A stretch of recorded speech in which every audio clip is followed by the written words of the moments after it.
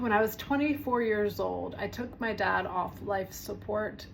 I dropped my grandmother, his mom, off at her public housing in the ghetto. And then I took a private plane from Baltimore, Maryland to New Orleans with the Saudi Arabian prince. Well, he actually wasn't a prince, but he was a billionaire. His dad was a billionaire, and his dad's yacht had its own Wikipedia page. But back to my father, because I hadn't talked to him in about a year. I'd cut him off from my life because he was so toxic. He had narcissistic traits, and he was like con man. He got arrested when I was about 8 or 9 years old for creating a fake mortgage investment scheme. I actually found the article a few weeks ago, and he was arrested and he was convicted or charged with 35 years in prison, but he never served that sentence because the people that he stole from, he stole about $200,000. That was back in 1980, 1990, early 90s. The people he stole from said that they would rather him work and not go to jail to work off and pay them back, but he actually never paid them back. Yeah, so there was a lot of confusion growing up being the daughter of a sociopathic, borderline personality person. But he got sick a few weeks before he passed away, and he needed open heart surgery, and me and my older sister and younger sister, we went to go be there for him and help him. And though we had a few days with him at the hospital, and he didn't want to get the open heart surgery, but we convinced him to go to get it because the doctor said, if you don't get it, you're going to die. He had already had a stroke. He was emaciated. He was very unwell. And so we convinced him to get that surgery. I spent the night in the hospital with him the night before the surgery, and I told him, please, Dad, I want you to get through this, or I don't know exactly what I said, but I said, you're going to walk me down the aisle one day, like a typical thing a daughter would say to her father. After that surgery, he started to feel better. He felt a lot better. And I went back to New Orleans, and I was busy preparing to open up my restaurant there.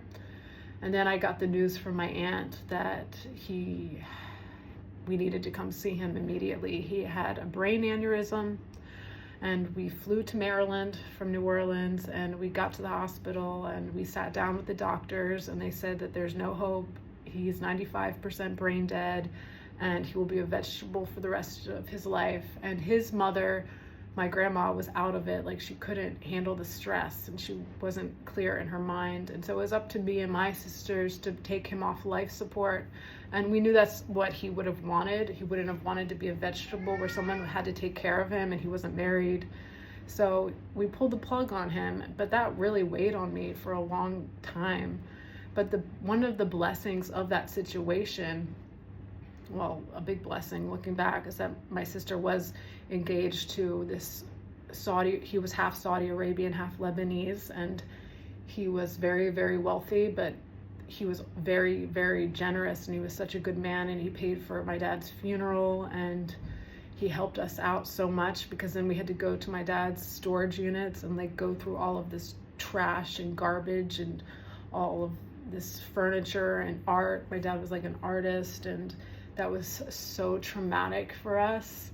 And then I found out that my dad had done some really bad things to his mother, my grandma, who was the sweetest lady ever. He had stolen her identity, and the police came to her apartment. She was living in the ghetto in a public housing type of apartment, and the police had come there to arrest her because of the illegal stuff my dad was doing. And I had so much bitterness and anger towards my dad for that, and I never grieved my dad after he died. I just bottled it in, and it was just so ironic to drop my grandmother off at this public housing, and then we got into my sister's fiance's private plane, and he got us Phillips Crab House crab cakes, and we flew back to New Orleans. And I just said in my mind, I'm just going to compartmentalize all of this, all of these feelings, all of this anger, all of this guilt, all of this trauma. I'm just going to compartmentalize it, because I have a few weeks before I have to open up a restaurant, and that's what I did, and that caused me to have a lot of issues.